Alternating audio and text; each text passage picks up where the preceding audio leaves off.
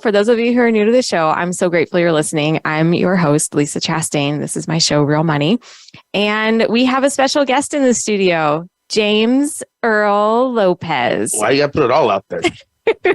This is weird, like looking eye to eye, talking like this. Yeah. Like with microphones. Yeah. I can't look at you. I got to look over your shoulder. You have to look at me. It's weird that you don't look at me. No. Okay. All right. So tomorrow is Valentine's Day.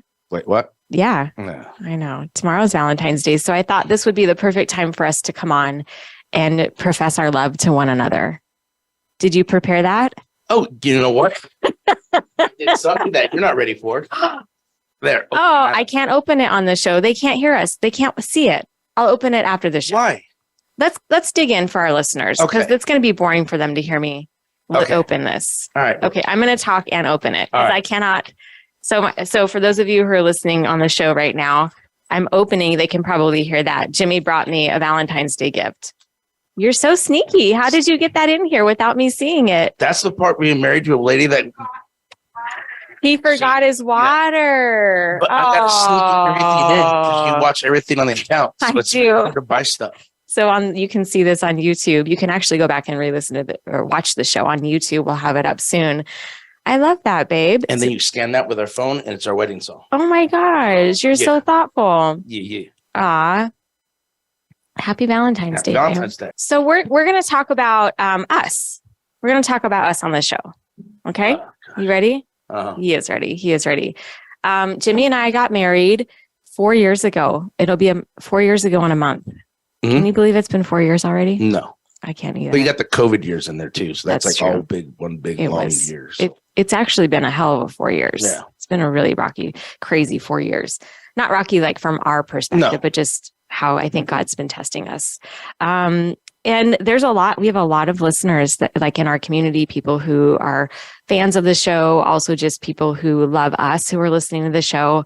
So in talking about money, which is a taboo topic, and we get a lot of couples in my company who come and talk to us about money. And a lot of them will say that the only thing that they fight about is money, that they, feel like they have a good relationship, but then money comes into the picture. And you and I don't really fight about money. No, because you control the money and I don't have it. If you don't already love Jimmy, I don't know. So in true real money form, what I want the listeners to do is spend a little time getting to know you. They've heard a lot from me, and you're my better half. And my life, my world doesn't work without you. Mine doesn't either, baby. Yeah. So I want to talk a little bit about how you were brought up and your life with money and your relationship with money. We don't get a lot of, you're our first guy on the show, actually. That's so great. It's usually women sharing. And it's so powerful, though. What I'm so excited for are people to hear that they're not alone and for men to hear that they're not alone. Okay. And one of the reasons I adore you and that I married you is that you're open and you talk about things and you're vulnerable. So let's take a walk back into Old Town Henderson. You were born in Henderson, right? Yeah, born in Henderson and kind of raised between Henderson and Vegas back and forth. Yeah. Yep. Yeah. And what was life like for you growing up? Was it like a middle class family? Yeah, we're pretty much middle class. My dad was a Teamster, so he was like a truck driver by trade. My mom always worked for General Electric, that I remember, like in their parts counters here in town. My dad would be, laid off sometimes and working sometimes. So I never really had like money, like they never talked about money, like for doing okay or whatever. I didn't know nothing about it. So Did they ever fight about money? Did you ever hear him fighting about money? No, but my dad was an alcoholic and stuff. So, they fought, but it was just, they fought to fight. Or he fought to fight, I think, more than anything. Did you and Joey ever know that like your parents, like, did you ever think that like you couldn't do something because of money growing up? Was it ever, because guys and girls are different the way that we internalize stuff. And I'm just curious, like, what was your experience of money growing up? We never really did like vacations. A couple of times like we went to Disneyland or something like that, but our vacation was always going back to New Mexico and seeing the family or going to California to see my mom's family. So there's never like, we went on a trip that I remember. other than once, I think we left New Mexico early just to do a road trip on the way home because I think something was happening with the family there. Like my mom was just tired of all the bully ass and the antics or whatever. But no, I remember one time with money, we were going to Wet and Wild here in town. And Wet and Wild was cool. Back on Sahara. Awesome back in the day, yeah. Like my mom gave me this money to go for me and my brother. We're going to go to Wet and Wild or whatever for the day. So we stopped at the 7-Eleven and I must have left all that money on the counter. And so we get to Wet and Wild and she's like, okay, you got your money? I'm like, oh no, I couldn't find my money. And I mean, she was mad or whatever, but then all of a sudden, like, I think we can't remember if we went to a bank or whatever, she got more money out and she's pulled it out. And I don't know, looking back, like that could have been like a lot of money to them. Mm-hmm. You know, I don't know. I mean, it just sucks. You know what I mean? Yeah, it is what it is. Yeah. Right. We learn these things as we're kids. Yeah. And you've been working since you can remember. Like, I know you're a hardworking guy. You work all the time. Yeah, I love working. I know you do. How long have you been working? When did you start working? Crap, I was always working. I always helped my dad and stuff. He'd take me to work with him. As long as I can remember. I mean, like 13, I think probably. And then actually get paid. The second I get a job, like legally get a job, I went to start working. What was your first job? Go-kart track on Boulder Highway. Really? Yeah. That's awesome. Yeah, competition Grand Prix. I didn't know there was a Grand Prix on Boulder Highway. Yep. So Jimmy and I grew up in different sides of the city. I grew up in North Las Vegas area, and he grew up in Henderson, which at that time were like worlds apart. Yes. They still are in a lot of ways. So you started making your own money. Did you ever learn? Did anybody ever teach you? I mean, your mom's pretty sensible. She's pretty good with money. Yes. Did she teach you how to manage money? No. I don't think so, no. Where did you learn? I've never been good at it, so. Where did you learn? My mom helped me. In what way? Like, did she open a checking account for you and that kind of stuff? Yeah, I mean, we did that stuff, but she's always been the one that, like, hey, it might be time to refinance your house kind of thing. The interest rates are good. She's always done my taxes and stuff for me. Mm-hmm. I mean, I don't have to do none of that stuff. So, yeah, she's just always done it. One thing that we'll talk about how we met and all the things. I guess I'll come back to this, but one of the things that I noticed about you when we started dating was that you are very stable. So even though you say you're not good at money, you always provided. Yes. You've had your house for years, yes. like our house now, but you... Really? We had this conversation last night. What we did? Remember, I gave the garage, but there's a bunch of junk in the garage. Remember this conversation we had last night? No, I don't. Oh, mm-hmm. Funny how that works. The real Chastain, Lisa Chastain. Yeah. So you didn't know a lot, but you still are a very stable man. Yeah. Yeah. What was your motivation to be stable, become stable, have your shit together? I've always made good money. So being in construction, I've been at the same company almost 28 years, I think. I always made decent money. And so, man, I bought my first house when I was 23. Then I got the house I'm in now when I was like 27, 26. Mm-hmm. Just always worked hard. I always, worked hard and had, made good money. Mm-hmm. I don't know. Can we talk about your career journey? Sure. Because I love the company that you're with. Yes. They're like family. Yes. Really, in so many ways. Yes. And that was another thing that I was like, man, this guy's like been at the same company for a long time. He's like family. Like when we started dating, I was really paying attention to the people you were hanging out with. And our listeners know I don't have a great background history story with like stable men. So I was really looking for that in like who I wanted to spend my life with. And well, thank you for calling me stable. You are. Oh, all right. You don't think you are? I'm just playing with you. Women know what I'm talking about. No. It's really nice. It's really refreshing. Kudos to you. Well, thank you. Seriously. Yeah. Where was I going with that? So you started working at the racetrack. Did you work through high school? Yes. Worked all through high school. I went to vocational school for culinary arts. And right in high school, I started working at a place that was in town called the Country Inn as a cook. Oh, which Country Inn did you work for? The one that was at Henderson, that was off of like by the Sunset and Sunset, where the tee off right there by Ethelham's. Yeah. There. And then from there, I went to Samstown. And then I got a job at the Mirage as a cook. I was working at Mirage and Samstown at the same time. And Samstown found out that I was working at the Mirage. They called it a conflict of interest. And if anybody remembers back in the day when Mirage first came, it was like the creme de la creme. So there's really no, from Samstown to Mirage, there's a big gap in like hotel industries, but they called it a conflict of interest. So I got fired. It's the only job I ever got fired from. From Samstown? Yeah. Went to the Mirage, started cooking, loved it. Did worked in a bunch of the rooms, different restaurants, killed it, nailed it. And then my dad said he'd get me a job making construction when for $16 an hour at the time. I remember $16.77 an hour. I was making $12 an hour as a cook. Mm-hmm. And so I threw my letter, resigned and all that. And when I quit, the chef told me, he goes, the executive chef at the time, he goes, Jimmy, the only reason you don't have your own restaurant is because I can't give you the keys to the alcohol.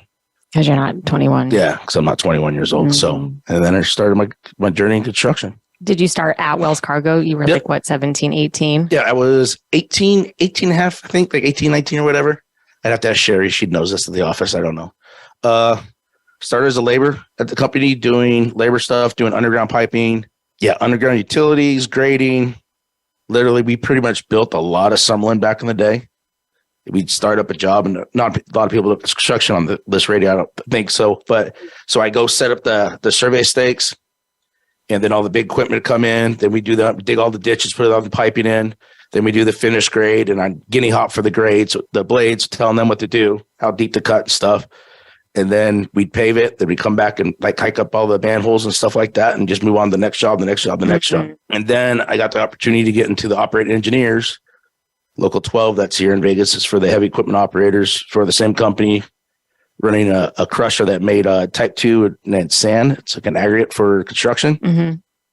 Did that, got on the production side. And when it was slow, I'd bounce between our weld shop, the company, and crushing and out in the job and stuff like that, out in the field. Ran dirt spreads for a little bit. This is all like foreign to me. Yeah.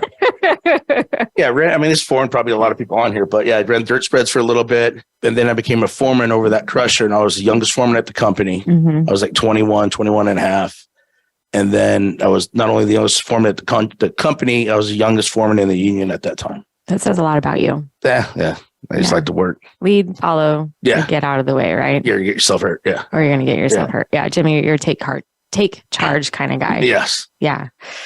So you've always worked like that was like even cooking. You're very like hands-on kind hands-on, of person. Yeah. And some of you may not know this about Jimmy, but you're a welder too. Yes. And he makes beautiful stuff. Like we've got furniture in our house that he's made and always working with his hands. And I love that about you. Thank you.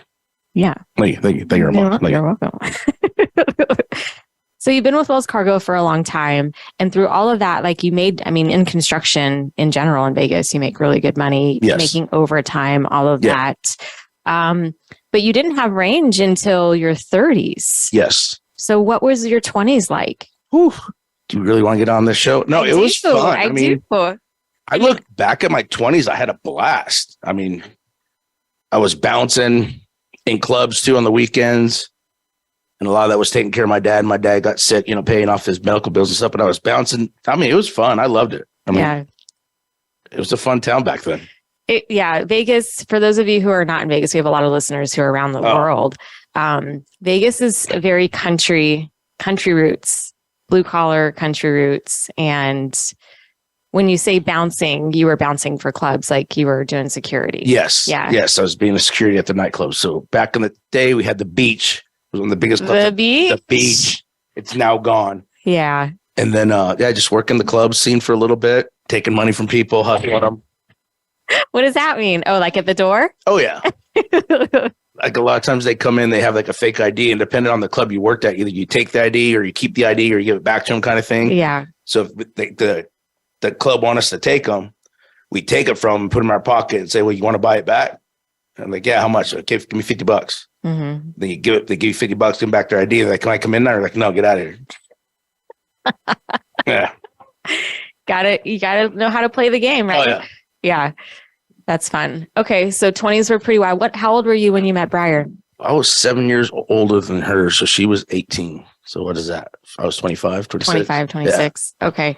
So Jimmy and I we both met each other after we went through our divorces. So I was about a year out of my divorce. You were a couple of years out of your divorce, I think, or 3 years out of your divorce. Are you talking choice or when we met? When we met to date. Okay. Yeah. Yeah. But we met in 2014. Yes. No, 2014 technically. I don't know. I'm not good. Because you picked up my best friend from my house for a date, and I was still married at the time. Okay. Yeah.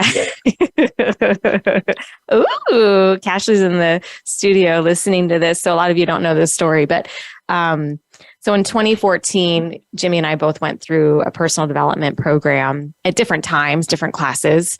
But in 2015, it was Valentine's 2015 where you went through relationships with Sylvia. Mm-hmm. Shout out to Sylvia. I love you. Mm-hmm. And I was Still going. not good.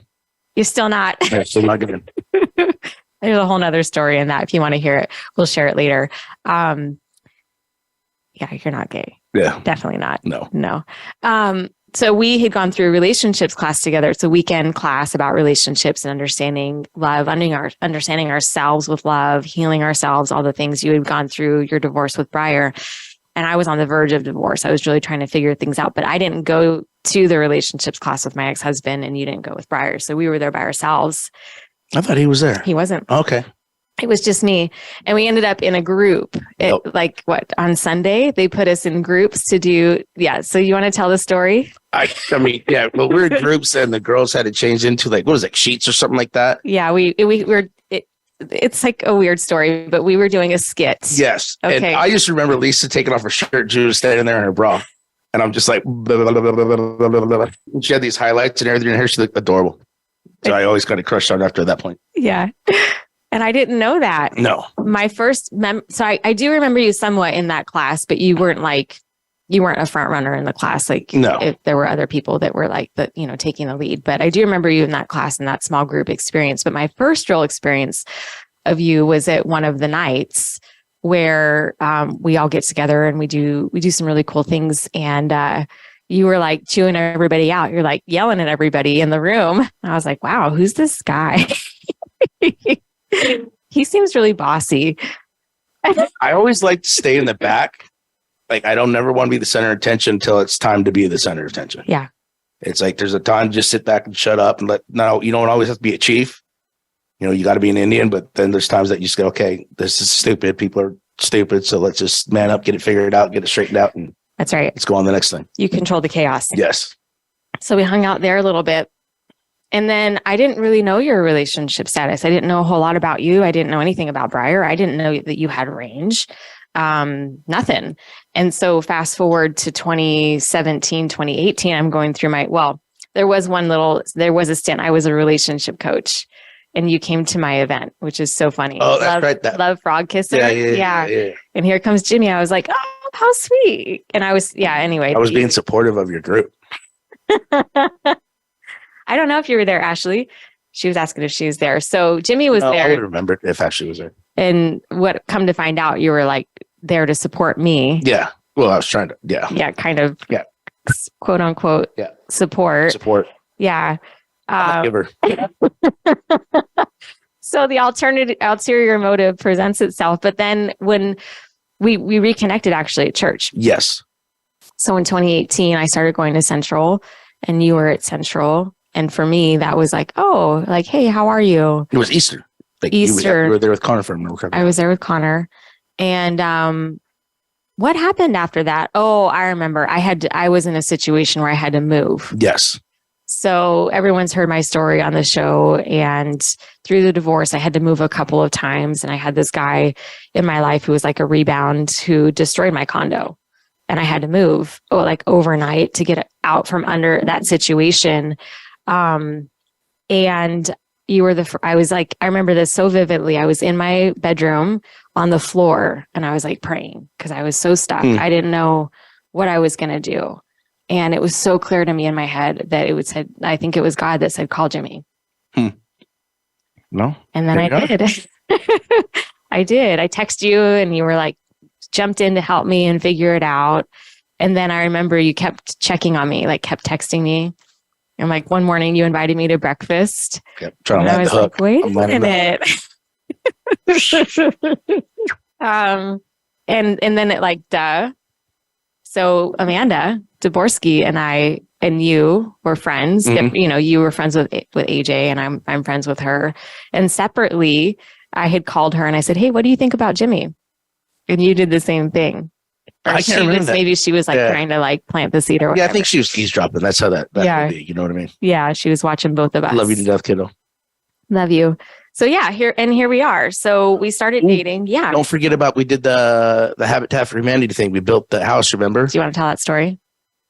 I don't really remember the story. I just remember you were there, and I was showing you like you and all the girls that kind of like use the nail gun and stuff like that. So you're all freaking out. Kind of. There's pictures on my phone somewhere. Yeah. But we signed the blueprints for it, and you signed your name right next to mine, or I signed my name right next to yours, not knowing of it. And Guy, the owner of the company, sent, because it's up at the plaque in our office. Yeah. He sent me a picture of our names next to each other. And that was in 2014. That was years down the road. Yeah. Yeah. All along, what I've grown tremendously in my faith since starting my journey back at Central and getting baptized and everything, but really growing my faith with you and seeing all the ways that God was leading me to you. And it like makes me feel emotional thinking about it. And like, I'm so grateful. Oh, absolutely. Yeah. No, for whatever, as much as my divorce sucked, and I can speak for myself, it was horrible. I hated to go through it, but I had to go through that pain to get to you. And so I know God put me through those chaotic times, but now it comes with the calmness of having you in my life. So it's well worth it. Yeah. Yep. Yeah. I think even though I'm a money coach, we work with people a lot on relationships. And what I'm really excited about for having you on the show is that other couples can hear, other single people can hear that like a journey to the right person is not linear. It's not like a straight line. Like you meet them, right? Like, oh no, hell no. And for whatever reason, we had to be on our journey to get to each other. But also like I had to be willing to like pay attention to the signs and like listen, where I can be pretty stubborn. Can you say that again? I can be pretty stubborn. One more time, please. We can keep this recording, right? It's recording. Okay. It's recording. All right. Yes, I'm admitting on live radio that I can be stubborn. You are not stubborn, baby. Yeah, I am. But I'm glad that I listened this time. Me too. What I've learned is that, wait, what was I going to say? About relationships. Oh, remember how I was interviewing you when we first started? Oh, yeah. You'd ask questions after questions after questions after questions. I'm like, Jesus, lady, like, slow your roll, pump the brakes. Lady. Yeah, come on. Well, I mean, no, but this is the dynamic of me and you, though. Like, you like to talk.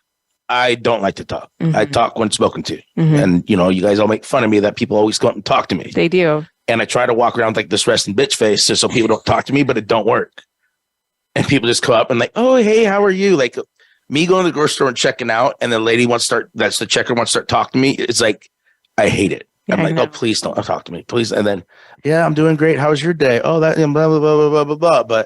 But then again, you meet some beautiful people who have beautiful conversation. You do it. I just like to live my little bubble, and that's it. Yeah, I know. But you do a good job of breaking out of your bubble too. Because I know you really do care. I do care about everybody. I know you do. Almost too much, probably. Maybe that's why. Right? That's a fault. Yeah. Yeah. You're definitely a protector of people.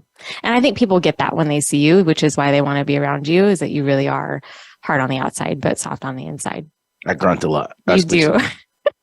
In the mornings. I told him the other morning, I was like, I'm just going to grunt at you for a whole day and see. Might be a perfect conversation. Perfect. Yep. But we do have really great conversations. So for anyone who's looking for the right human, or for anybody who's in relationship, what I've learned from Jimmy is that it's never going to be perfect. We're not perfect. I did not marry you to change you. I love you and choose you exactly as you are, for who you are, and with your money, which we're going to roll into that in the next stage. What part? The next part of the show is talking about how we work, because we do work. No, you take care of the money. I work, and you take care of the money. I work too. I mean, you work. Like, I go to work, and then you take care of the money. Yes. Yeah, I don't know what's going on. Next thing I know, like a notary's at the house. I'm like, hey, babe, the notary's here for her business or whatever. She goes, oh, what do you call it? Redid the house. We refinanced. Refinanced the house. Oh, babe, sign this. I'm like, wait, what? well, yeah, we're refinancing the house. Like, oh, okay, sign here. But we refinanced it from like a 4% interest rate. No, I'm not arguing, but I had no idea what was going on. That's the point of this. Like, there's a notary at the house. I'm just thinking something for your business, and then it's no, you got to sign here. Here's the thing, though. In my first marriage, that level of trust was not there. Yeah. So my ex-husband didn't want to be involved in the finances, but also would like make me wrong every time I make a decision, or it was like a tug of war. And for you, you didn't have that trust, that level of trust in your first marriage. Oh, no. You didn't like. No, we didn't have joint accounts. I think we barely got joint accounts. We were together. I can't remember how long we were married for, but we were together like 12 years or something like that. But yeah, we never had joint accounts like the last couple of years of our marriage. Yeah. So there was a lot of control. Mm-hmm. No, it was all control for me. Yeah. Mm-hmm. When did that shift, the controlling part or your nature? After going through those emotional intelligence classes. Yeah. Getting rid of all the control. I didn't need to control it. Yeah. And going back to church. Well, if I never went through those emotional intelligence classes, I'd never been open enough to go to church. Mm-hmm. And if I would have stepped foot into those emotional intelligence classes and they were talking about God, I would have walked out and left. Mm-hmm. I was the guy that used to walk around, drive around, give the church the bird. Yeah. So that's how closed off I was. And there's a lot of stuff behind the reason of why that was. But, that's what made me realize to let go of everything because I'm not in control. And then after going to church and realizing that God is actually the one in control, that there's nothing I can't control. Mm-hmm. So just roll with the punches instead of trying to stop the punches, just roll with the punches. I love that. Because you can never stop them. It's funny when it finally tickled my brain that you were actually interested in me. I was like, there's no way. Like I didn't think in any way, shape, or form that I would be your type. Well, I don't know. That's maybe my confidence too. I mean, you're obviously hot and you're tiny. And so I look like Shrek in every one of our pictures. So it just, I don't know, being a guy, like you see a guy with a hot chick and he kind of looks like me. You're not trying to like body shame me or nothing like that. But like the guys look at him, give him like the head nod, like, good job. You know what I mean? Like I get that all the time when we walk around. Do you? Like, how does that even happen? Like, well, it ain't money. Because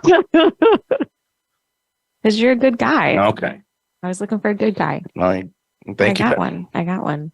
I have a lot of people that'll come up to me and tell me that like so-and-so was crushing on you or someone wanted when you were single, like all these women will come and tell me how like they had friends that wanted to be with you. And where were they? Why didn't they come talk to me at the time? Well, because you were waiting for me. Well, that's very true. Mm-hmm. I was running through them, but yeah. Tune in next time for conversations of Jimmy's dating life. Delilah. Oh my gosh, Delilah. I do. Yeah. I do. She's still around. Is she really? Yeah. Wow. Okay. So let's talk money. I don't have any. I'm married. To a financial coach. Let that sink in, guys. When we got together, we weren't commingling money, but then we got married. Yes. And what was that like for you to give me the reins? I remember you asked me, you're like, so, and I think we were by ourselves even. It was like you intended to have this conversation, like a heart to heart almost. You're like, so what would you think if I took over our checking account, we combine whatever you call that, combine our money. I looked at him like, okay. It's like it'd be like me, you trying to tell me how to like build stuff. Yeah. It's what you do for a living. Yeah. You're good at it. So, okay. That's a struggle for a lot of couples. Well, they shouldn't let it. I mean, I don't know. But growing up, going through all the training I've done, like that, there's a big reason why my marriage failed the first time, trying to control and everything like that. So, and trying to be right and just being right. Like the analogy of every time you take an axe to a tree, eventually the tree's going to fall. You know what I mean? So every time you try to prove somebody wrong, but me want to be right, you hit the tree with an axe. Well, when the tree finally falls over, I'm standing there like, what the hell happened? Poor me. My wife just left me. But look, really, I need to look at myself. And that's what happened when I went through all the classes and all that. I looked at myself and realized that nothing in my life is worth being right about with you. And that's how I use this in the marriage now, where I learned from my mistakes on the first one is I'd rather be wrong all day long. Mm-hmm. And it has nothing to do with being right. I could sit there and say things that I know I'm right at with you, but what's that going to do? Mm-hmm. It's not worth being right. Yeah. Yeah. I feel the same way. I let things go. We're both very strong personalities, strong people. And you did say you were hard-headed. I did. Yes. And I said I was stubborn. Oh, yeah, stubborn. Is that the same thing as hard-headed? I think so. Yeah, probably. But then, you know, couples are trying to figure out the world of money. And one of the things that we talk about in our world, meeting with couples in particular, is to say let one person drive the bus and know the systems, set up systems, be on the same page, and we'll share what those are for us. And then the other person supports the system. And that takes a lot of trust, and that's really hard for a lot of couples. But I think it's necessary. It works for us. It does. I mean, again, I don't know what you're doing. I go to work, the check gets deposited, whatever, direct deposit. So I don't know what happens to it. And you always try to sit down and explain it to me. It's a spreadsheet, and I don't do good with spreadsheets. So I'm like, okay, we go on. But it is trust, and I trust you with everything. So why would I even worry about it? Look, if you're going to break the bank with me, steal my money, I think you would have done it already. So it happens, unfortunately. Absolutely it does. So there is blind trust. And then there's also just saying, okay, this is probably going to be good for us. And so we do have systems in place. And one of those systems are different accounts. Was that hard for you to transition to, having different accounts for different things? I mean, I wouldn't say it was hard, just getting used to it. I mean, you just, I'm dumb. I've always had one card to do this, and you just break it up. Nah, it works. It does work. So we have an Eagle card because it's actually got an eagle on it. Yes, America. America. And that's our household checking account. Like, that's where we have our debit card. So we put money in there every week. And that's for groceries and gas and Fausto's, eating out when we want to do that. And then you have your own card. My allowance, as I call it. Grown ass man getting an allowance. He does have an allowance. So $200 a week. Yep. And that works too. Oh, it's great. How do you really feel about it, babe? I love it. No, come on. No, look, babe, you know better than anybody. I would buy dumb shit all the time. If I was able to get anything, I'd have new guns and ammo at the house every day. So, and tools and So I always ask Lisa when she is like, it's funny, like we'll get a check from like IRS or something. The IRS for like, hey, you got a refund of like $28. And Lisa goes, hey, we got a refund for $20. I'm like, can I buy a gun? And she always tells me no. I mean, she said yes 2-3 times, but I did. Married, but yeah, I do. I say yes. But I know there's gonna be an end game, and there'll be an end time when we're debt free and all that stuff. Then I can go buy dumb stuff again. We had a big transition this year also. So what I like about the systems, I have a question for you, because I've never asked you this. Like, do you stress about money ever? Now? No, because you got to figure it out. I hope. I do. I mean, like literally, if I came home and you said, okay, we're losing the house or something, there'd be some questions. But okay, what happened? But like, okay, let's move forward. You know, if you said, hey, I screwed up and I lost all the money on crypto or whatever, but like, okay. Yeah. Okay, why? But I guess we got to find an apartment or something. But I don't think that's ever going to happen. But No. We have priorities. One of the things that we're working hard towards. So just some tips for couples. And if you have questions, I mean, Jimmy can answer questions. You can email me at Lisa at lisachastain.com. And I think this would be a valuable conversation to continue on the show if couples want to hear more about how we would recommend certain things work. But what works for us is the system. So we have different, money for different spending. And for Jimmy, who's the supporter in the relationship for the finances, when we have money and when we don't have money. Yeah. And we don't have money. Yeah. Yeah. You know what I mean? Like, it's never like we're broke, but it's like, okay, well, this is we're down to $20 and no more stupid shit. No more Amazon. Yeah. Jimmy, so we do the money types, and did you ever take the money type quiz? I don't know. You've had me take 1,000 different quizzes. I don't know. New quiz, new year, whatever. I don't know. But he's definitely a spendthrift. So what I tell my clients is that with spendthrifts, you can't change them.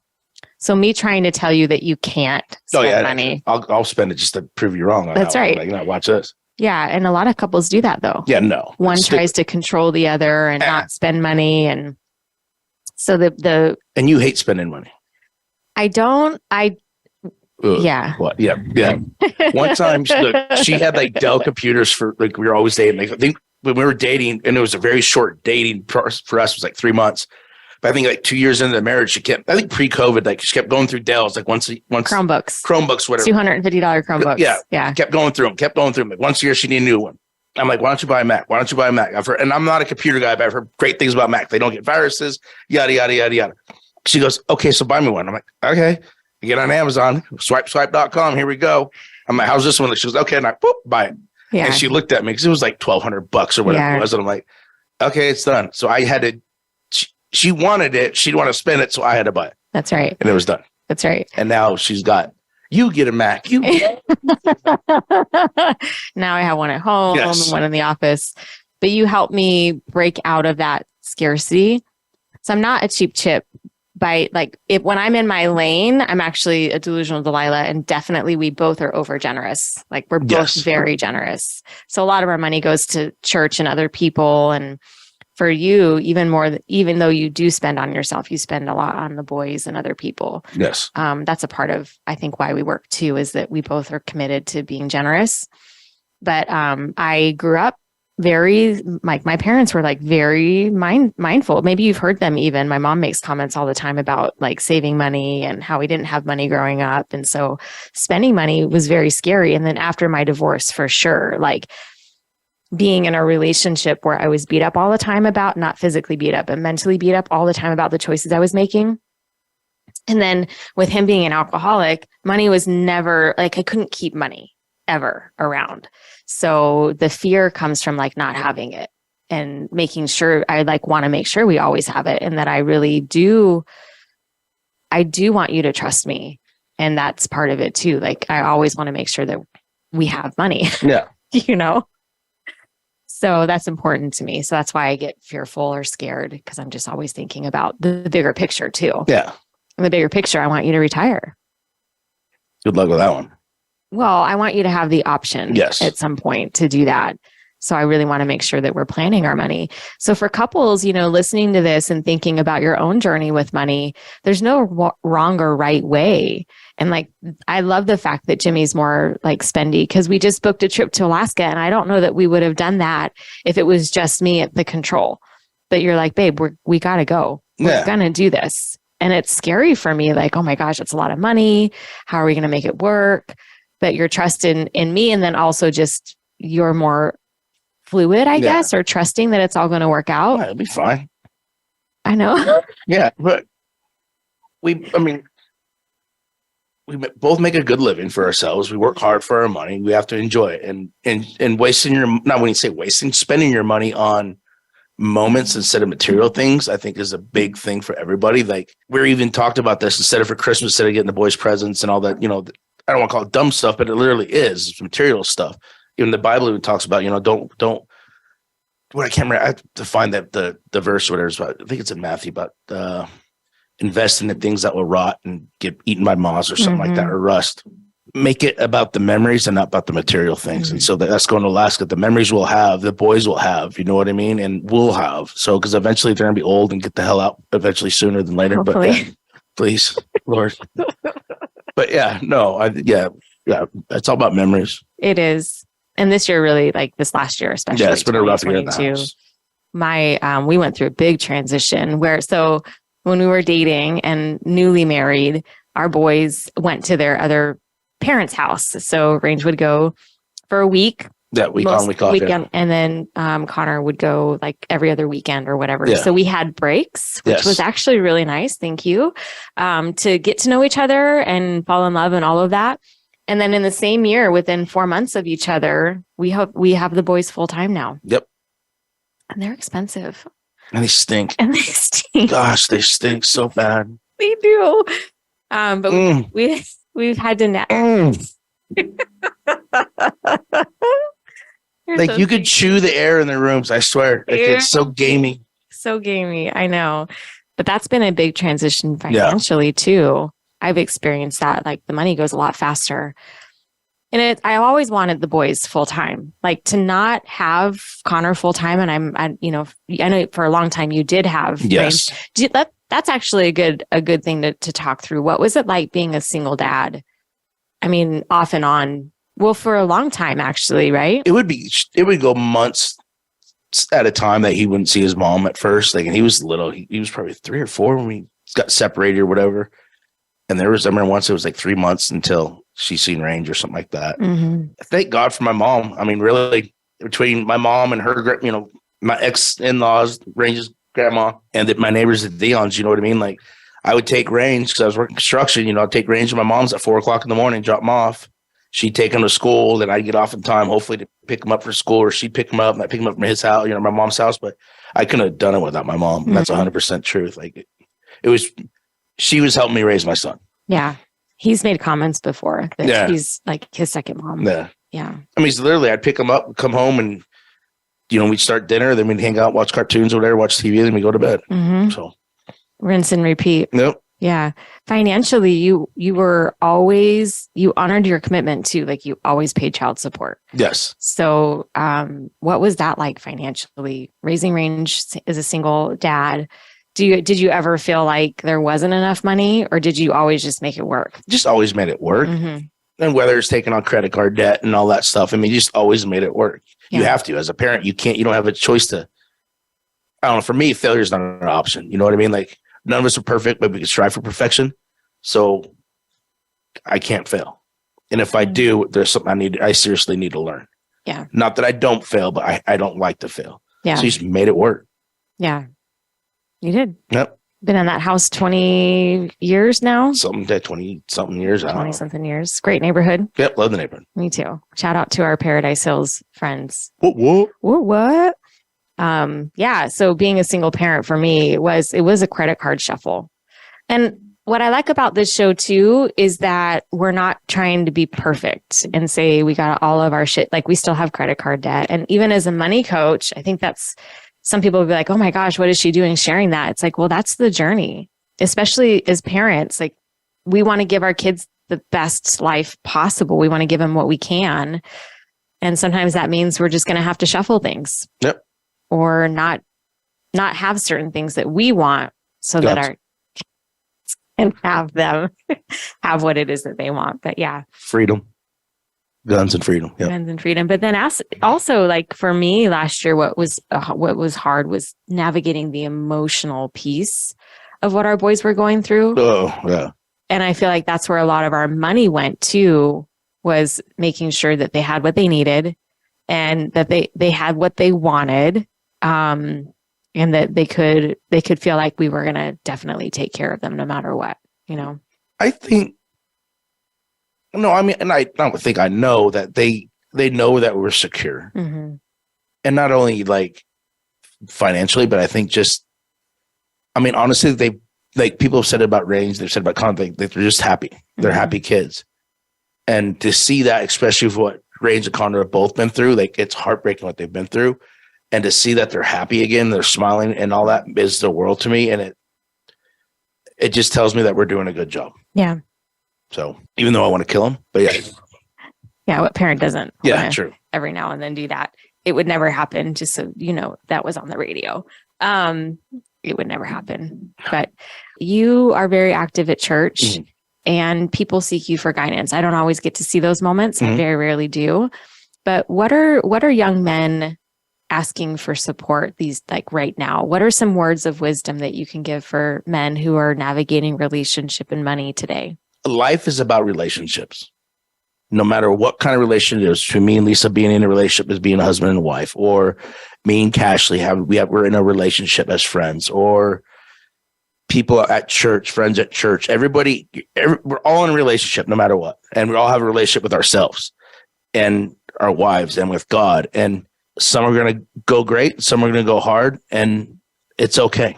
Mm-hmm. It's okay to just say, hey, this relationship didn't work. It's okay to say, hey, I love you, but I need to walk away from you. I've had a fortune to have beautiful friends in my life, and I still have beautiful friends in my life. But there's some friends that I had to just walk away from. Not that I love them less, but it just wasn't going down the right path for me at the time.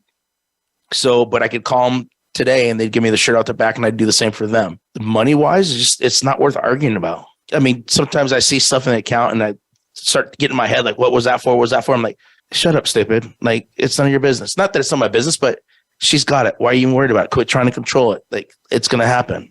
Yeah, I don't know. Does that answer it? I think that's helpful. Okay. I know we've had conversations about guys in construction in particular. Yes. Because it's great that you get paid weekly. Yes. And it's also not so great sometimes that you get paid weekly, but you've always made it work financially. You've always been responsible and, sometimes gone in debt, whatever. But what are some things that you might recommend or say to someone who's like financially going through it right now? Save as much as you can when you can. I mean, when it's good, especially in construction, you know what I mean? Like when it's booming, we're getting overtime, bank your money, bake your money, bake your money. Mm-hmm. And then, because at times, during the recession out in 2008 and all that stuff, I almost lost my house. Mm-hmm. And it was close. We were working maybe 20 hours a week, sometimes weeks. It was crazy, but we made it through it. Yeah. You'll make it through it. No matter what you're going through, you're going to make it through it. The devil's always going to tell you that you can't do it. You can't do it. You can't make it through this storm. But you need to be able to whisper back in the devil's ear and say, no, I am the storm. So watch out because I'm going to come through this like a mother. Yeah. And I'll make it through it. Yeah. We have to get through the storm to get to the season of calm. So. Right. I love that. Okay. I love that about you. I love you too. I think those are some great nuggets, is that you can make it through. Yes. And that no matter what you're going through financially, no matter what you're going through in your life, there's dark times. You and I have been through some dark times. Yes. And together we've navigated it. Yep. And also for men, I just want you to hear that you're not alone. No. And I love that about you so much, that people can come to you and confide in you, but you got to find somebody to talk to. Yes. And as men, I'm a huge one. The guy that says they don't like to talk, but as men, we were taught that we don't cry. We don't show our emotions. We got to be tough. We got to do that. So, well, that's all bullshit. Throw all that stuff out the door. That doesn't matter. You got to be able to talk. And I was a product years ago of a guy that didn't talk to nobody. I was a fucking pressure cooker that was way to explode. And then I'd explode on the wrong person because they cut me off or something like that. So that don't work. Yeah. You have to be able to talk to somebody, whether it's talking to God, talking to your spouse, talking to your friends. You got to be able to talk to people. Yeah. Yeah. And money is one of those things that people don't want to talk about, but it's really important. Because it's embarrassing. If you're broke and you make $100,000 a year or whatever, you're broke. Well, it's not that you don't have money issue. You probably have a spending issue. Yeah. Buying ammo and guns and America and freedom. Yes. When zombies come, go ahead and throw a dollar bill at them. That's all I gotta say. No, you got us. All right. So does Connor. He says it often. I know Jimmy's got us in a zombie apocalypse. We'll be fine. So you've shared a lot of your heart today. Is there anything else that you want the listeners to hear? No, you already made me talk too much. Okay. So if you're listening to this, just, a day before Valentine's Day, also our belief, Jimmy and I's belief, is that it's just a day. Yep. It's just a day. And if you're going crazy thinking that you have to buy certain things or be a certain way financially for the person that you love, at the end of the day, know their love language. We talk about that. Know what matters to them and realize that the money it's really not as important as the words. No. And who you're being for each other and the memories. We're working on that actively in our household. You don't need a day to celebrate your loved one. It doesn't. A day doesn't tell you what day. What did Beth Dutton said it the best on Yellowstone? She said, what was it? You don't need a special day to bring flowers. You can be flowers any day. That's right. Something like that. But yeah. Yeah. A little love note, a little flower, a little thing that I got. That really wasn't for Valentine's Day. I just seen it and I really liked it. Yeah. But it just kind of fell on Valentine's Day. So it kind of worked out perfect. Yeah. It's perfect. Yes. Thank you. I love it. Thank you everyone for joining us on this special Love and Money edition of Real Money. Thank you for spending time with me and my husband, Jimmy. Let us know what you thought of the show. Shout us out on social media, Savvy Money with Lisa. You can send me an email with questions, and we will be back next week with a new topic, new guest right here on Real Money. Thanks for joining us.